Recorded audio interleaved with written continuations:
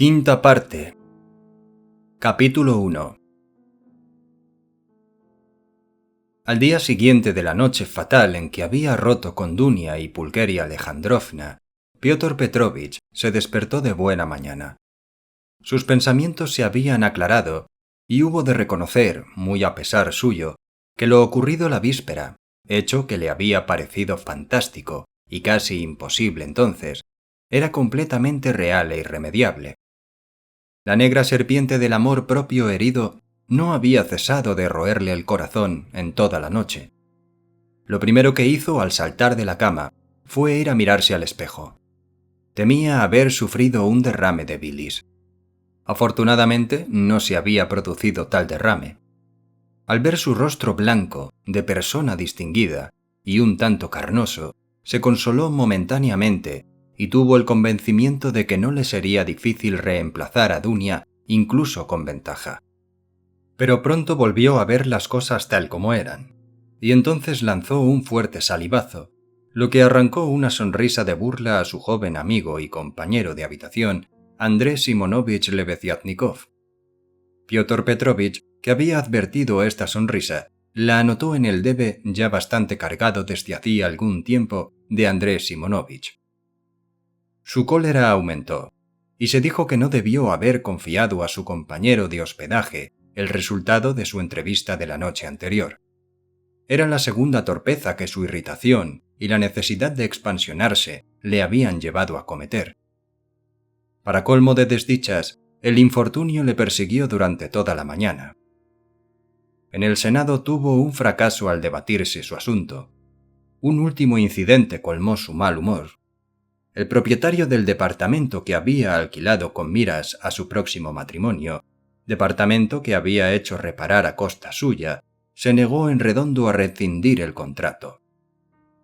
Este hombre era extranjero, un obrero alemán enriquecido, y reclamaba el pago de los alquileres estipulados en el contrato de arrendamiento, a pesar de que Piotr Petrovich le devolvía la vivienda tan remozada que parecía nueva. Además, el mueblista pretendía quedarse hasta el último rublo de la cantidad anticipada por unos muebles que Piotr Petrovich no había recibido todavía. «No voy a casarme solo por tener los muebles», exclamó para sí mientras rechinaba los dientes. Pero, al mismo tiempo, una última esperanza, una loca ilusión, pasó por su pensamiento. ¿Es verdaderamente irremediable el mal? ¿No podría intentarse algo todavía? El seductor recuerdo de Duneska le atravesó el corazón como una aguja, y si en aquel momento hubiera bastado un simple deseo para matar a Raskolnikov, no cabe duda de que Piotr Petrovich lo habría expresado.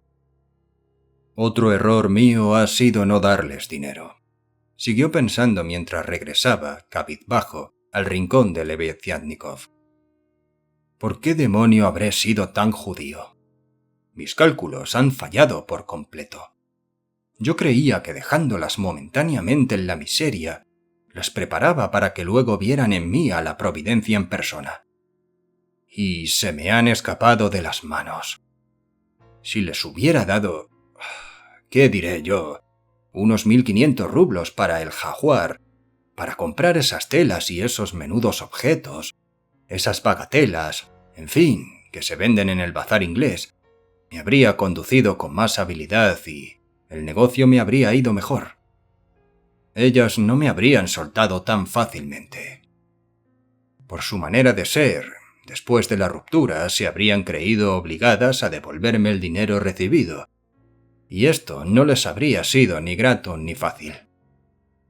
Además, habría entrado en juego su conciencia. Se habrían dicho que cómo podían romper con un hombre que se había mostrado tan generoso y delicado con ellas. En fin, que he cometido una verdadera pifia. Y Piotr Petrovich, con un nuevo rechinar de dientes, se llamó imbécil a sí mismo. Después de llegar a esta conclusión, volvió a su alojamiento más irritado y furioso que cuando había salido. Sin embargo, al punto despertó su curiosidad el bullicio que llegaba de las habitaciones de Catalina Ivanovna, donde se estaba preparando la comida de funerales. El día anterior, había oído decir algo de esta ceremonia. Incluso se acordó de que le habían invitado, aunque sus muchas preocupaciones le habían impedido prestar atención.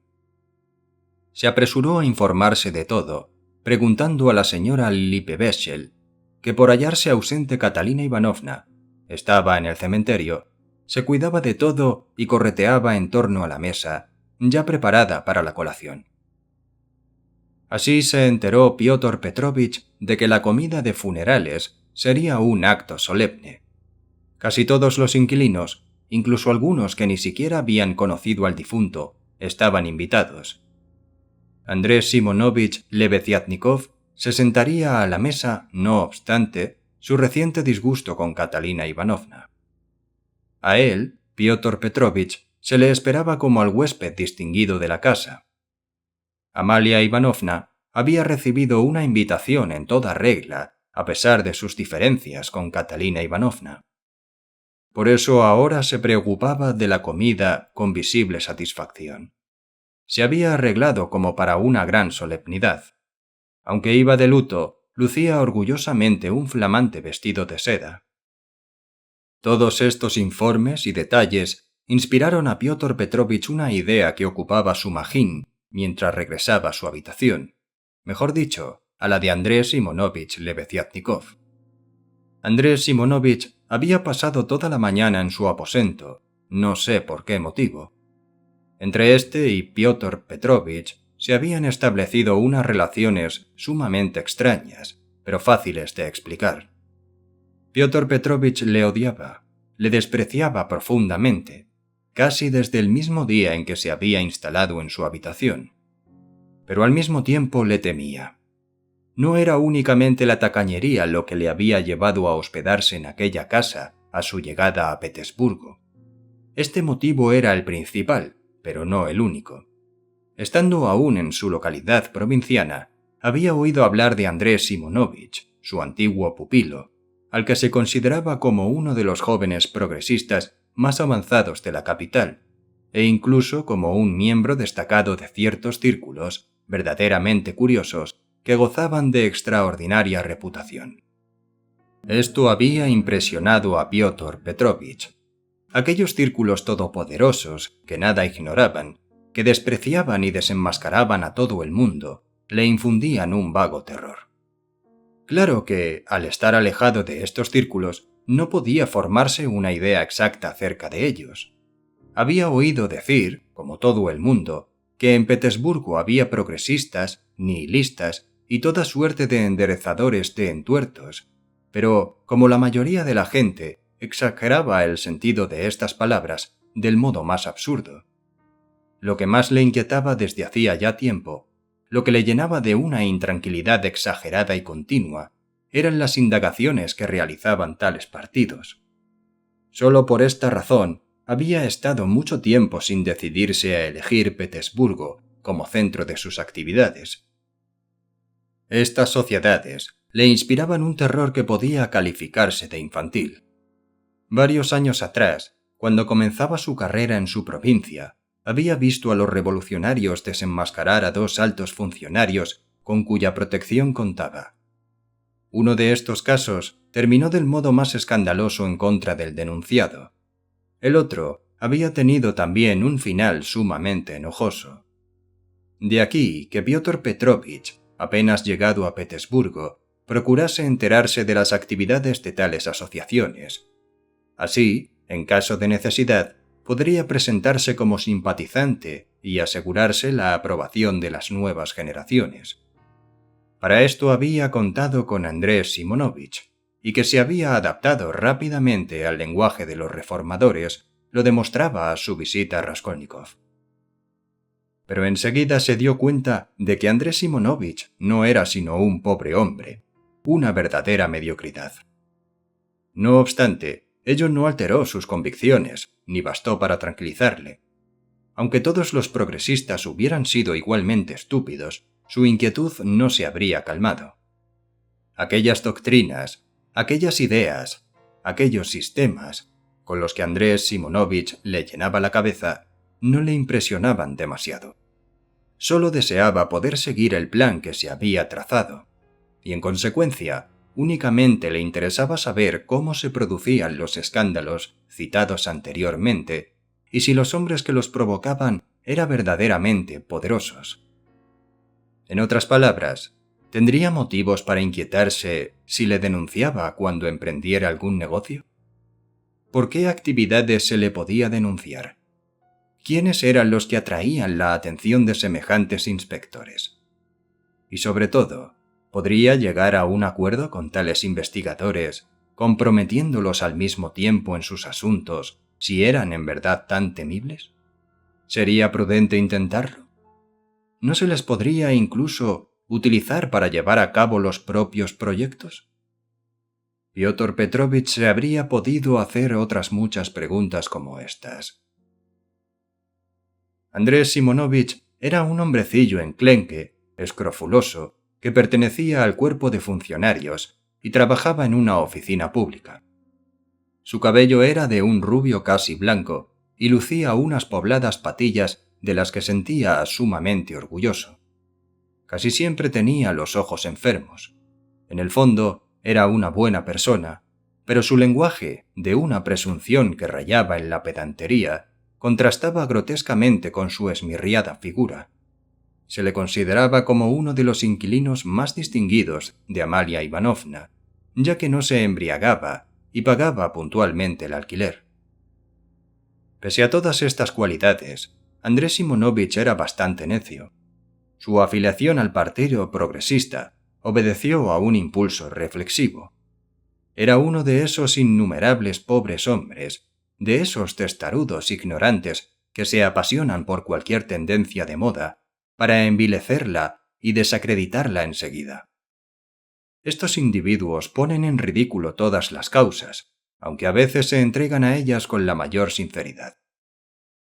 Digamos, además, que Lebeziatnikov, a pesar de su buen carácter, empezaba también a no poder soportar a su huésped y antiguo tutor, Piotr Petrovich. La antipatía había surgido espontánea y recíprocamente por ambas partes. Por poco perspicaz que fuera, Andrés Simonovich se había dado cuenta de que Piotr Petrovich no era sincero con él y le despreciaba secretamente. En una palabra, que tenía ante sí a un hombre distinto del que Lujin aparentaba ser. Había intentado exponerle el sistema de Fourier y la teoría de Darwin, pero Piotr Petrovich le escuchaba con gesto sarcástico desde hacía algún tiempo, y últimamente incluso le respondía con expresiones insultantes.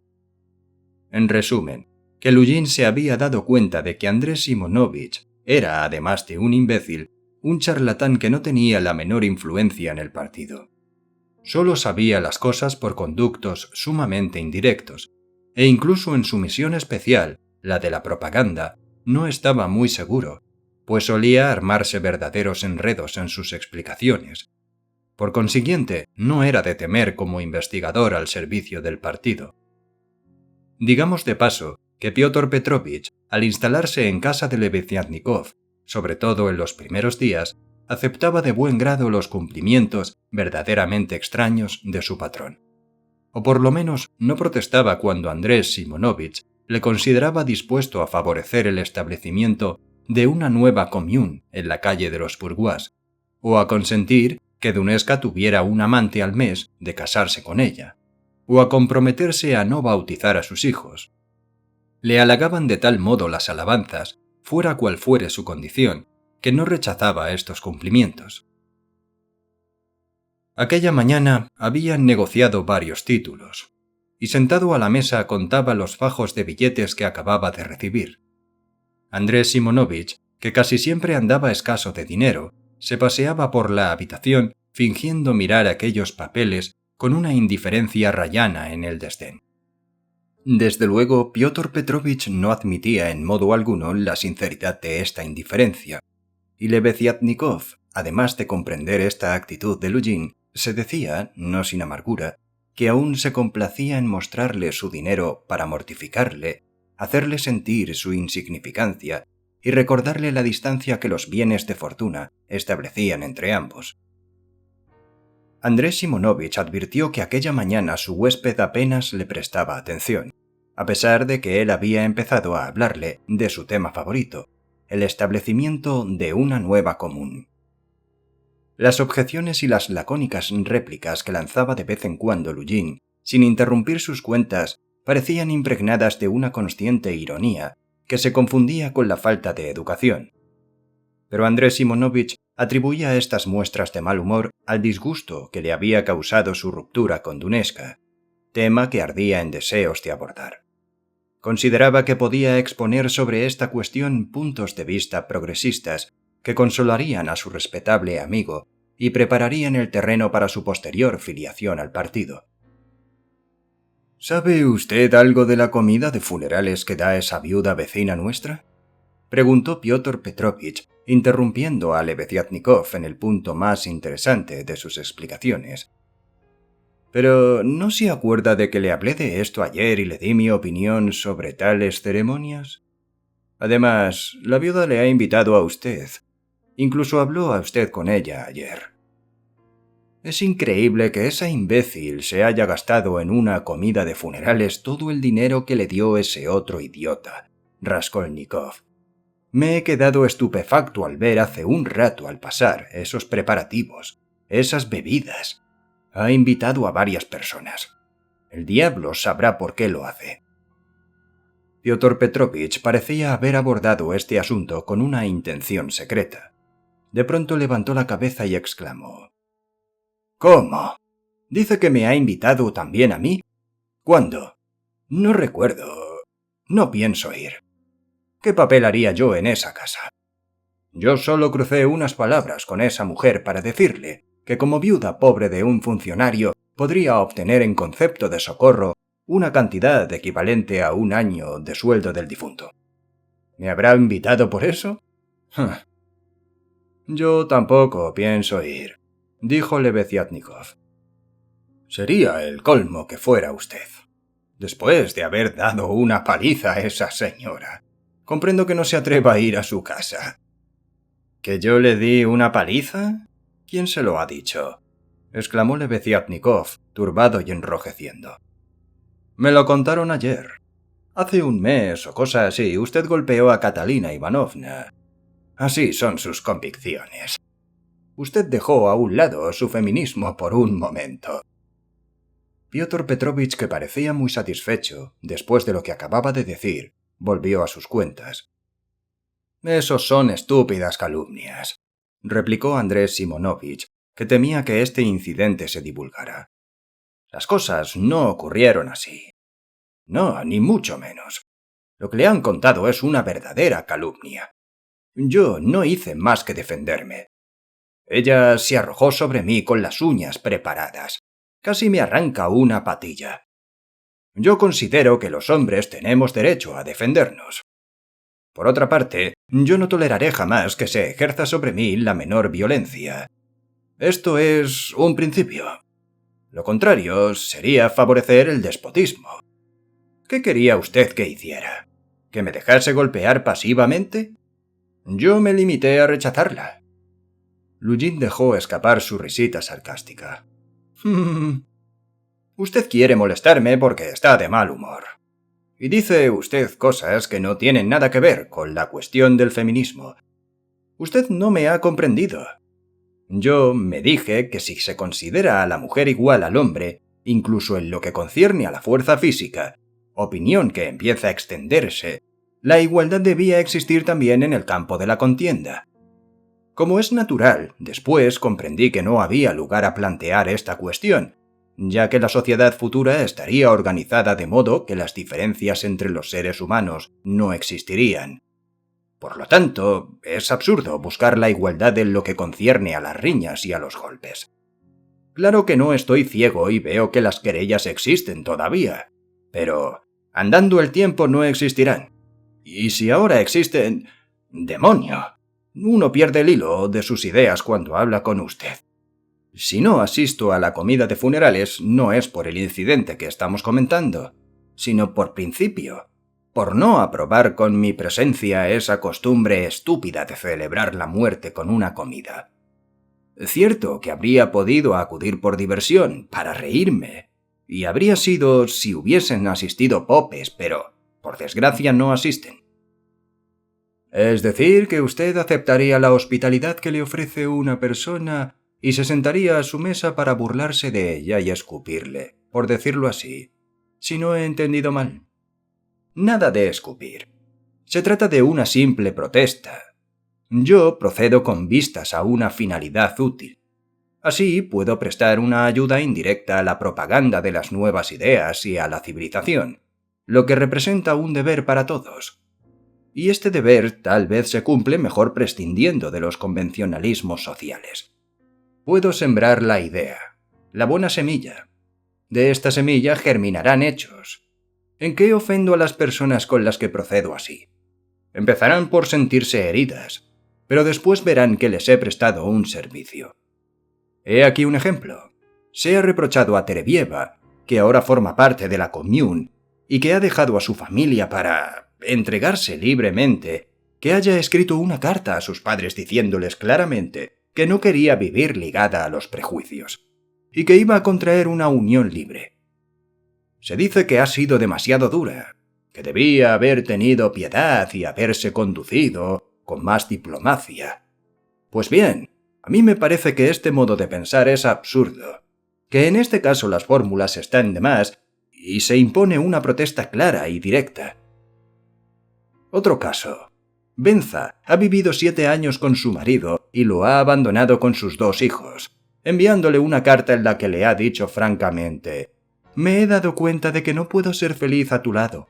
No te perdonaré jamás que me hayas engañado, ocultándome que hay otra organización social, la Commune. Me ha informado de ello últimamente un hombre magnánimo al que me he entregado y al que voy a seguir para fundar con él una Commune. Te hablo así porque me parecería vergonzoso engañarte. Tú puedes hacer lo que quieras. No esperes que vuelva a tu lado, ya no es posible. Te deseo que seas muy feliz». Así se han de escribir estas cartas. Oiga, ¿esa Terevieva no es aquella de la que usted me dijo que andaba por la tercera unión libre? Bien mirado, solo era la segunda.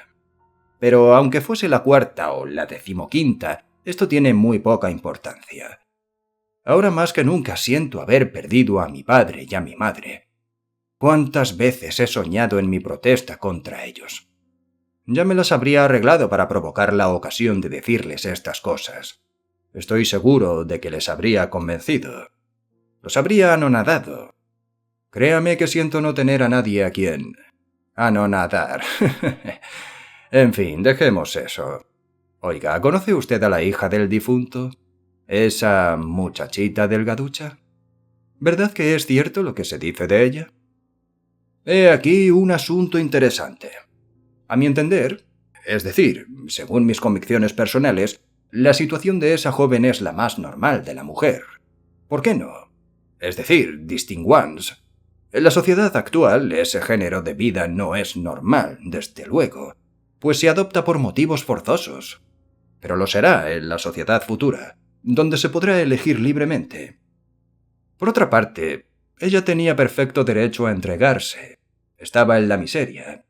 ¿Por qué no había de disponer de lo que constituía su capital, por decirlo así? Naturalmente, en la sociedad futura, el capital no tendría razón de ser, pero el papel de la mujer galante tomará otra significación y será regulado de un modo racional.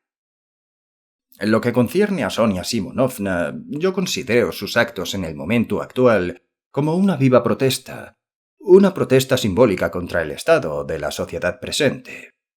Por eso siento por ella especial estimación, tanto que solo de verla experimento una gran alegría. Pues a mí me han dicho que usted la echó de la casa. Lebeziatnikov montó en cólera. «¡Nueva calumnia!», bramó. «Las cosas no ocurrieron así, ni mucho menos. No, de ningún modo. Catalina Ivanovna lo ha contado todo como le ha parecido, porque no ha comprendido nada. Yo no he buscado nunca los favores de Sonia Simonovna. Yo procuré únicamente ilustrarla del modo más desinteresado, esforzándome en despertar en ella el espíritu de protesta. Esto era todo lo que yo deseaba. Ella misma se dio cuenta de que no podía permanecer aquí. Supongo que la habrá invitado usted a formar parte de la commune. Permítame que le diga que usted todo lo toma a broma, y que ello me parece lamentable. Usted no comprende nada. La commune no admite ciertas situaciones personales. Precisamente se ha fundado para suprimirlas. El papel de esa joven perderá su antigua significación dentro de la commune. Lo que ahora nos parece una torpeza, entonces nos parecerá un acto inteligente. Y lo que ahora se considera una corrupción, entonces será algo completamente natural. Todo depende del medio, del ambiente. El medio lo es todo, y el hombre nada. En cuanto a Sonia Simonovna, mis relaciones con ella no pueden ser mejores. Lo que demuestra que esa joven no me ha considerado jamás como enemigo. Verdad es que yo me esfuerzo por atraerla a nuestra agrupación, pero con intenciones completamente distintas a la que usted supone. ¿De qué se ríe? Nosotros tenemos el propósito de establecer nuestra propia commune sobre bases más sólidas que las precedentes. Nosotros vamos más lejos que nuestros predecesores. Rechazamos muchas cosas. Si Dobrolyubov saliera de la tumba, discutiría con él. En cuanto a Bielinski, remacharé el clavo que él ha clavado. Entretanto, sigo educando a Sonia Simonovna. Tiene un natural hermoso. Y usted se aprovecha de él, ¿no? De ningún modo. Todo lo contrario. Dice que todo lo contrario. Lo que es a usted palabras no le faltan. Pero ¿por qué no me cree? ¿Por qué razón he de engañarle? Dígame. Le aseguro que, y yo soy el primer sorprendido, ella se muestra conmigo extremadamente, casi morbosamente púdica. Y usted, naturalmente, sigue ilustrándola. Usted procura hacerle comprender que todos esos pudores son absurdos. De ningún modo, se lo aseguro. ¡Ah, qué sentido tan grosero y, perdóneme, tan estúpido da a la palabra cultura! Usted no comprende nada. ¡Qué poco avanzado está usted todavía, Dios mío! Nosotros deseamos la libertad de la mujer, y usted solo piensa en esas cosas. Dejando a un lado las cuestiones de la castidad y el pudor femeninos, que a mi entender son absurdos e inútiles, admito la reserva de esa joven para conmigo. Ella expresa de este modo su libertad de acción, que es el único derecho que puede ejercer. Desde luego, si ella viniera a decirme «te quiero», yo me sentiría muy feliz, pues esa muchacha me gusta mucho. Pero en las circunstancias actuales nadie se muestra con ella más respetuoso que yo. Me limito a esperar y confiar. Sería más práctico que le hiciera usted un regalito. Estoy seguro de que no ha pensado en ello. Usted no comprende nada, se lo repito. La situación de esa muchacha le autoriza a pensar así, desde luego. Pero no se trata de eso. No, de ningún modo. Usted la desprecia sin más ni más, aferrándose a un hecho que le parece erróneamente despreciable. Se niega a considerar humanamente a un ser humano. Usted no sabe cómo es esa joven. Lo que me contraria es que en estos últimos tiempos ha dejado de leer. Ya no me pide libros, como hacía antes.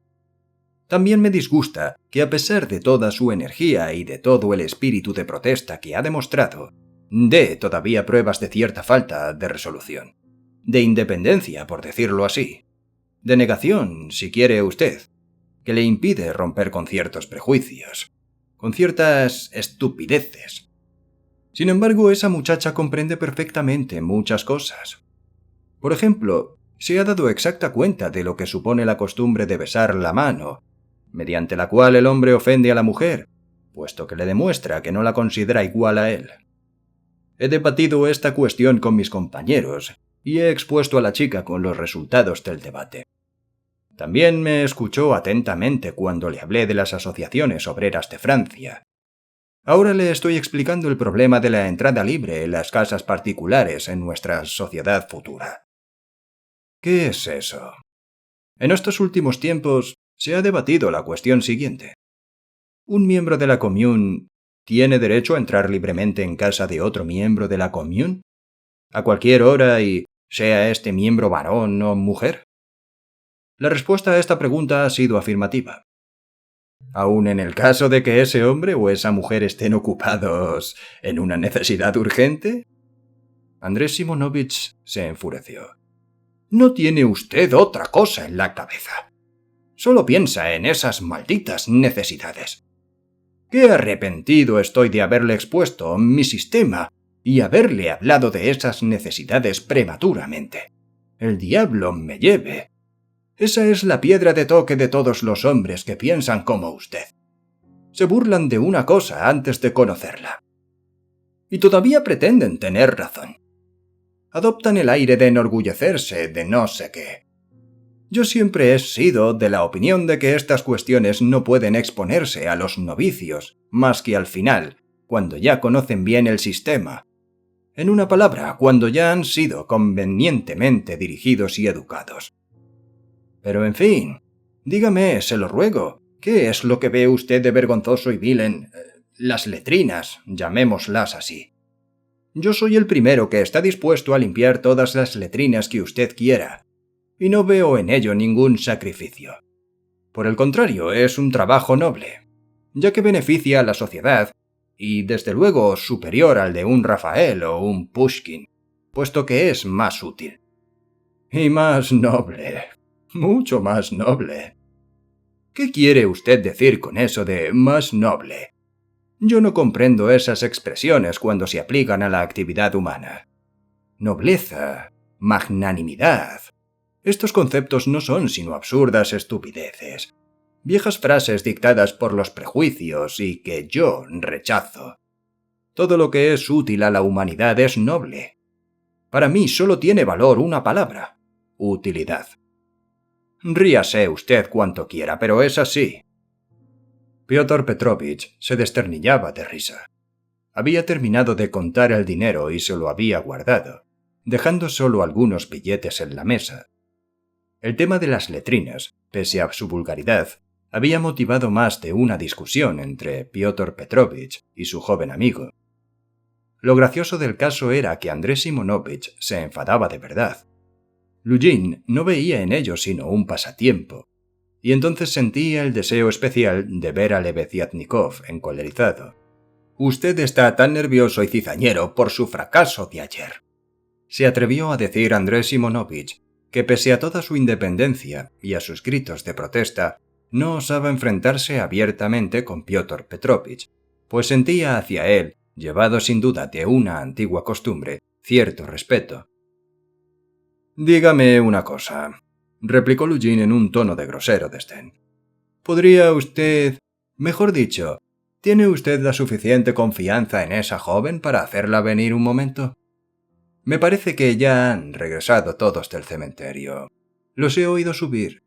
Necesito ver un momento a esa muchacha». «¿Para qué?», preguntó Andrés Simonovich asombrado. «Tengo que hablarle.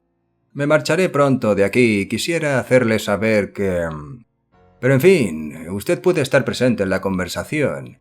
Esto será lo mejor, pues. De otro modo sabe Dios lo que usted pensaría». «Yo no pensaría absolutamente nada. No he dado a mi pregunta la menor importancia. Si usted tiene que tratar algún asunto con esa joven, nada más fácil que hacerla venir.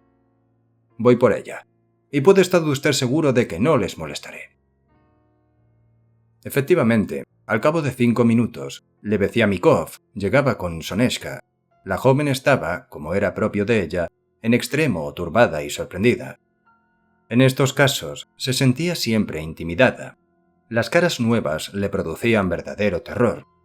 Era una impresión de la infancia, que había ido acrecentándose con el tiempo.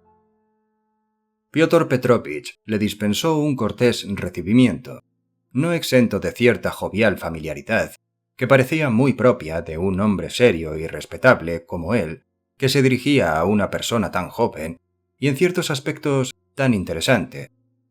Se apresuró a instalarla cómodamente ante la mesa y frente a él.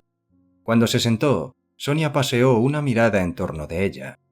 Sus ojos se posaron en Lebeziatnikov, después en el dinero que había sobre la mesa, y finalmente en Piotr Petrovich, del que ya no pudieron apartarse. Se diría que había quedado fascinada. Lebeziatnikov se dirigió a la puerta. Piotr Petrovich se levantó, dijo a Sonia por señas que no se moviese y detuvo a Andrés Simonovich en el momento en que éste iba a salir. ¿Está abajo Raskolnikov?, le preguntó en voz baja. ¿Ha llegado ya? ¿Raskolnikov? Sí, está abajo. ¿Por qué? Sí, lo he visto entrar. ¿Por qué lo pregunta? Le ruego que permanezca aquí y que no me deje solo con esta señorita. El asunto que tenemos que tratar es insignificante, pero sabe Dios las conclusiones que podría extraer de nuestra entrevista esa gente. No quiero que Raskolnikov vaya contando por ahí. ¿Comprende lo que quiero decir? Comprendo, dijo Lebeziatnikov con súbita lucidez. Está usted en su derecho. Sus temores respecto a mí son francamente exagerados, pero tiene usted perfecto derecho a obrar así. En fin, me quedaré. Me iré al lado de la ventana y no los molestaré lo más mínimo. A mi juicio, usted tiene derecho a... Piotr Petrovich volvió al sofá y se sentó frente a Sonia. La miró atentamente y su semblante cobró una expresión en extremo grave, incluso severa. No vaya usted a imaginarse tampoco cosas que no son, parecían decir con su mirada. Sonia acabó de perder la serenidad. Ante todo, Sonia Simonovna, transmita mis excusas a su honorable madre. No me equivoco, ¿verdad? Catalina Ivanovna es su señora madre, ¿no es cierto? Piotr Petrovich estaba serio y amabilísimo. Evidentemente, abrigaba las más amistosas relaciones respecto a Sonia. Sí, repuso ésta, presurosa y asustada. Es mi segunda madre. Pues bien, dígale que me excuse. Circunstancias ajenas a mi voluntad me impiden asistir al festín. Me refiero a esa comida de funerales a que ha tenido la gentileza de invitarme. Se lo voy a decir ahora mismo. Y Soneska se puso en pie en el acto. Tengo que decirle algo más, le advirtió Piotr Petrovich, sonriendo ante la ingenuidad de la muchacha y su ignorancia de las costumbres sociales. Solo quien no me conozca puede suponerme capaz de molestar a otra persona, de hacerle venir a verme, por un motivo tan fútil como el que acabo de exponer, y que únicamente tiene interés para mí. No, mis intenciones son otras. Sonia se apresuró a volver a sentarse.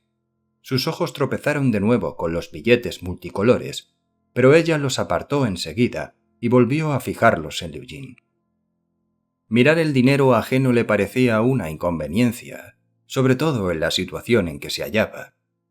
Se dedicó a observar los lentes de montura de oro que Piotr Petrovich tenía en su mano izquierda, y después fijó su mirada en la soberbia sortija adornada con una piedra amarilla que el caballero ostentaba en el dedo central de la misma mano. Finalmente, no sabiendo a dónde mirar, fijó la vista en la cara de Piotr Petrovich, el cual, tras un majestuoso silencio, continuó.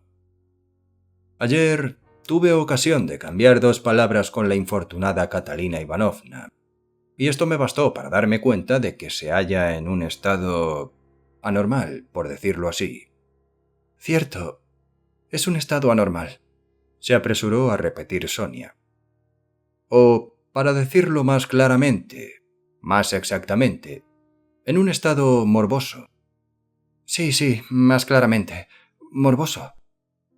Pues bien, llevado de un sentimiento humanitario y de compasión, por decirlo así, yo desearía serle útil, en vista de la posición extremadamente difícil en que forzosamente se ha de encontrar. Porque tengo entendido que es usted el único sostén de esa desventurada familia. Sonia se levantó súbitamente. Permítame preguntarle, dijo, si usted le habló ayer de una pensión. Ella me dijo que usted se encargaría de conseguir que se la dieran. ¿Es eso cierto? No, ni remotamente. Eso es incluso absurdo e incierto sentido. Yo solo le hablé de un socorro temporal que se le entregaría por su condición de viuda de un funcionario muerto en servicio, y le advertí que tal socorro solo podría recibirlo si contaba con influencias. Por otra parte, me parece que su difunto padre no solamente no había servido tiempo suficiente para tener derecho al retiro, sino que ni siquiera prestaba servicio en el momento de su muerte. En resumen, que uno siempre puede esperar, pero que en este caso la esperanza tendría poco fundamento, pues no existe el derecho de percibir socorro alguno. Y ella soñaba ya con una pensión. ¡Ja! ¿Qué imaginación posee esa señora? Sí, esperaba una pensión, pues es muy buena y su bondad la lleva a creerlo todo. Y es... Sí, tiene razón. Con su permiso. Sonia se dispuso a marcharse. Un momento. No he terminado todavía. Ah, bien, balbuceó la joven. Siéntese, haga el favor. Sonia, desconcertada, se sentó una vez más. Viendo la triste situación de esa mujer, que ha de atender a niños de corta edad, yo desearía, como ya le he dicho, serle útil en la medida de mis medios. Compréndame, en la medida de mis medios y nada más. Por ejemplo, se podrá organizar una suscripción, o una rifa, o algo análogo como suelen hacer en estos casos los parientes o las personas extrañas que desean acudir en ayuda de algún desgraciado. Esto es lo que quería decir. La cosa me parece posible. Sí, está muy bien. Dios se lo... balbuceó Sonia sin apartar los ojos de Piotr Petrovich. La cosa es posible, sí, pero... dejémoslo para más tarde, aunque hayamos de empezar hoy mismo. Nos volveremos a ver al atardecer, y entonces podremos establecer las bases del negocio, por decirlo así. Venga a eso de las 7. Confío en que Andrés Simonovich querrá acompañarnos. Pero hay un punto que desearía tratar con usted previamente con toda seriedad. Por eso principalmente me he permitido llamarla Sonia Simonovna. Yo creo que el dinero no debe ponerse en manos de Catalina Ivanovna. La comida de hoy es buena prueba de ello. No teniendo, como quien dice, un pedazo de pan para mañana, ni zapatos que ponerse, ni nada, en fin. Hoy ha comprado ron de Jamaica, e incluso creo que café y vino de Madeira. Lo he visto al pasar. Mañana toda la familia volverá a estar a sus expensas y usted tendrá que procurarles hasta el último bocado de pan. Esto es absurdo. Por eso yo opino que la suscripción debe organizarse a espaldas de esa desgraciada viuda, para que solo usted maneje el dinero. ¿Qué le parece? Pues, no sé. Ella es así solo hoy. Una vez en la vida. Tenía en mucho poder honrar la memoria, pero es muy inteligente. Además, usted puede hacer lo que le parezca y yo le quedaré muy... y todos ellos también. Y Dios y los huérfanos. Sonia no pudo terminar. Se lo impidió el llanto. Entonces no se hable más del asunto. Y ahora tenga la bondad de aceptar para las primeras necesidades de su madre esta cantidad, que representa mi aportación personal. Es mi mayor deseo que mi nombre no se pronuncie para nada en relación con este asunto.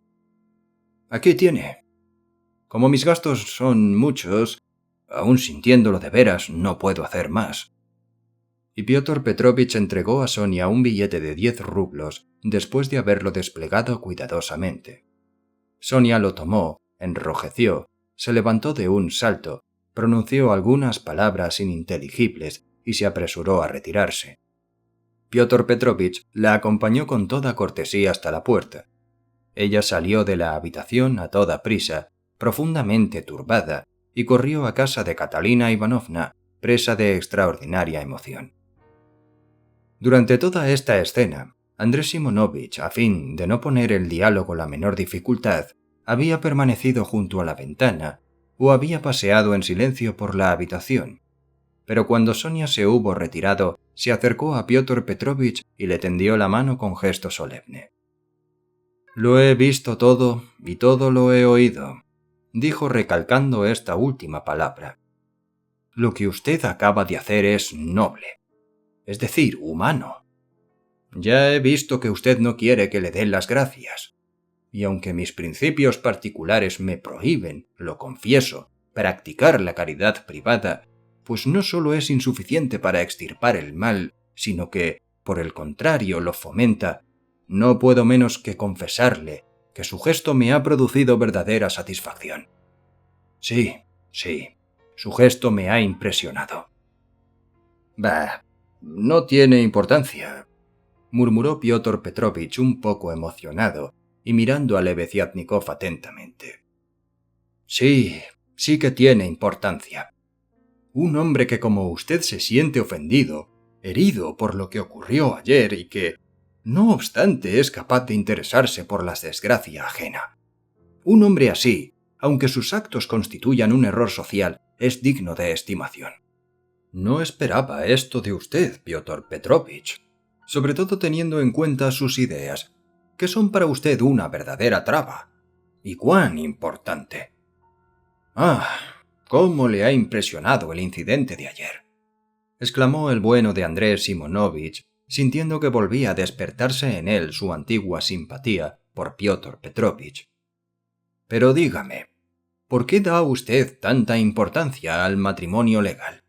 Mi muy querido y noble Piotr Petrovich. ¿Por qué conceder un puesto tan alto a esa legalidad? Pégueme si quiere, pero le confieso que me siento feliz, sí, feliz, de ver que ese compromiso se ha roto, de saber que es usted libre y de pensar que usted no está completamente perdido para la humanidad. Sí, me siento feliz. Ya ve usted que le soy franco. Yo doy importancia al matrimonio legal porque no quiero llevar cuernos», repuso Lujin, que parecía preocupado por decir algo, «y porque tampoco quiero educar hijos de los que no sería yo el padre, como ocurre con frecuencia en las uniones libres que usted predica». «¿Los hijos? ¿Ha dicho usted los hijos?», exclamó Andrés Simonovich, estremeciéndose como un caballo de guerra que oye el son del clarín. «Desde luego es una cuestión social de la más importante. Estamos de acuerdo, pero que se resolverá mediante normas muy distintas de las que rigen ahora. Algunos llegan incluso a no considerarlos como tales, del mismo modo que no admiten nada de lo que concierne a la familia. Pero ya hablaremos de eso más adelante. Ahora analicemos tan solo la cuestión de los cuernos. Le confieso que es mi tema favorito. Esta expresión baja y grosera, difundida por Pushkin, no figurará en los diccionarios del futuro.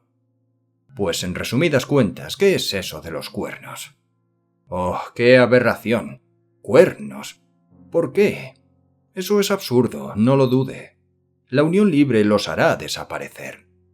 Los cuernos no son sino la consecuencia lógica del matrimonio legal, su correctivo, por decirlo así, un acto de protesta.